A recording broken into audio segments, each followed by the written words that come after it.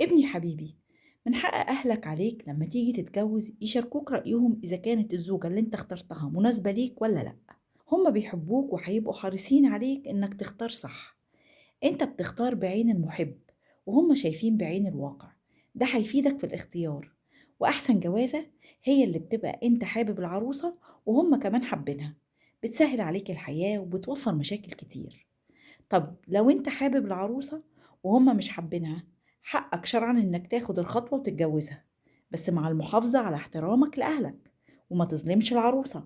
تبقى عارف كويس تحط حدود واضحة في العلاقة بينهم، لا هي تقلل من احترام أهلك ولا أهلك يتطاولوا عليها بتصرف ولا بكلمة، لأنك انت مفروض متجوز واحدة علشان تصونها.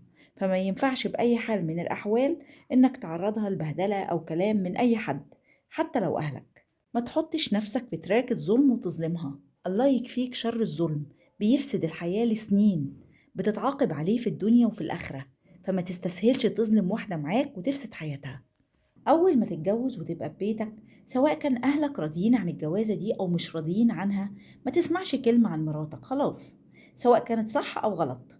يعني ممكن يكون هم شايفين فيها عيب، ويكون العيب ده صح موجود فيها، بس خلاص احنا اتجوزنا.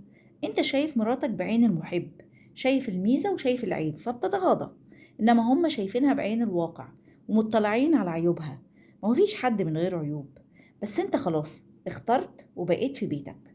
بيتك ده مسؤوليتك، سواء كان فيه مشكلة انت هتعدلها، سواء كان فيه عيب انت هتستحمله، سواء كان فيه أزمة انت هتعديها.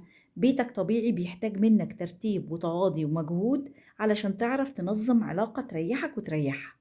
وكل ما العلاقة بقت بينكو، فالموضوع بيبقى أسهل إنكم انتوا توطدوا العلاقة دي.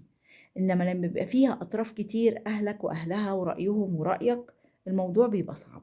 فلما تتجوز دي قصة تانية خالص غير قصة إن أنا بحترم رأيهم واسمعه طول ما أنا لسه بختار.